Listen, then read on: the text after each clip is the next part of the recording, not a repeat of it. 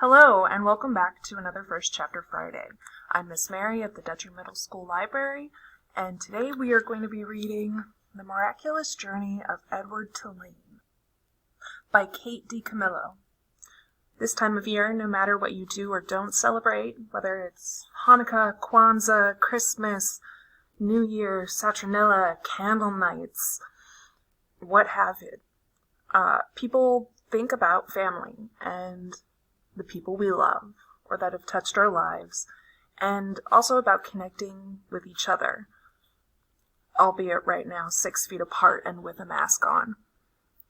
So this week, I wanted to read a book that dealt with love and being open to the world and the people around you. So let's begin. Chapter 1. Once, in a house on Egypt Street, there lived a rabbit who was made almost entirely of china. He had china arms and china legs, china paws and a china head, a china torso and a china nose. His arms and legs were jointed and joined by wire so that his china elbows and china knees could be bent, giving him much freedom of movement. His ears were made of real rabbit fur, and beneath the fur there were strong, bendable wires which allowed the ears to be arranged into poses that reflected the rabbit's mood. Jaunty, tired, full of ennui. His tail, too, was made of real rabbit fur, and was fluffy and soft and well-shaped. The rabbit's name was Edward Tulane, and he was tall. He measured almost 3 feet from the tip of his ears to the tip of his feet. His eyes were painted a penetrating and intelligent blue. In all, Edward Tulane felt himself to be an exceptional specimen. Only his whiskers gave him pause. They were long and elegant, as they should be, but they were of uncertain origin. Edward felt quite strongly that they were not the whiskers of a rabbit. Whom the whiskers had belonged to initially, what unsavory animal, was a question that Edward could not bear to consider for too long. And so he did not. He preferred, as a rule, not to think unpleasant thoughts. Edward's mistress was a 10-year-old, dark-haired girl named Abilene Tulane, who thought almost as highly of Edward as Edward thought of himself. Each morning after she dressed herself for school, Abilene dressed Edward.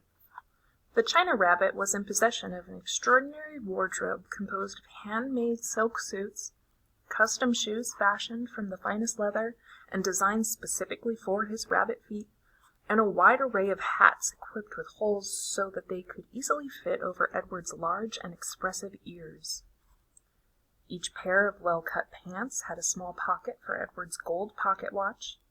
Abilene wound this watch for him each morning. "Now, Edward," she said to him after she was done winding the watch, "when the big hand is on the 12 and the little hand is on the 3, I will come home to you." She placed Edward on a chair in the dining room and positioned the chair so that Edward was looking out the window and could see the path that led up to the Tulane front door. Abilene balanced the watch on his left leg. She kissed the tips of his ears, and then she left, and Edward spent the day staring out at Egypt Street, listening to the tick of his watch and waiting. Of all the seasons of the year, the rabbit most preferred winter, for the sun set early then, and the dining room windows became dark, and Edward could see his own reflection in the glass. And what a reflection it was! What an elegant figure he cut! Edward never ceased to be amazed at his own fineness. In the evening, Edward sat at the dining room table with the other members of the Tulane family, Abilene, her mother and father, and Abilene's grandmother, who was called Pellegrina. True, Edward's ears barely cleared the tabletop, and true also, he spent the duration of the meal staring straight ahead at nothing but the bright and blinding white of the tablecloth. But he was there, a rabbit at the table. Abilene's parents found it charming that Abilene considered Edward real, and that she sometimes requested that a phrase or story be repeated because Edward had not heard it. "Papa," Abilene would say, "I'm afraid that Edward didn't catch that last bit." Abilene's father would then turn in the direction of Edward's ear and speak slowly, repeating what he had just said for the benefit of the china rabbit. Edward pretended, out of courtesy to Abilene, to listen. But, in truth, he was not very interested in what people had to say, and also, he did not care for Abilene's parents and their condescending manner toward him. All adults, in fact, condescended to him. Only Abilene's grandmother spoke to him as Abilene did, as one equal to another. Pellegrina was very old. She had a large, sharp nose and bright black eyes that shone like dark stars. It was Pellegrina who was responsible for Edward's existence. It was she who had commissioned his making, she who had ordered his silk suits and his pocket watch, his jaunty hats and his bendable ears, his fine leather shoes, and his jointed arms and legs, all from a master craftsman in her native France.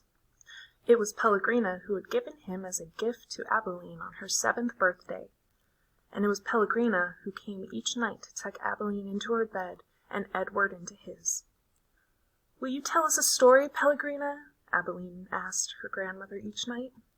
"Not tonight, lady," said Pellegrina. "When?" asked Abilene. "What night?" "Soon," said Pellegrina. "Soon there will be a story." And then she turned off the light, and Edward and Abilene lay in the dark of the bedroom.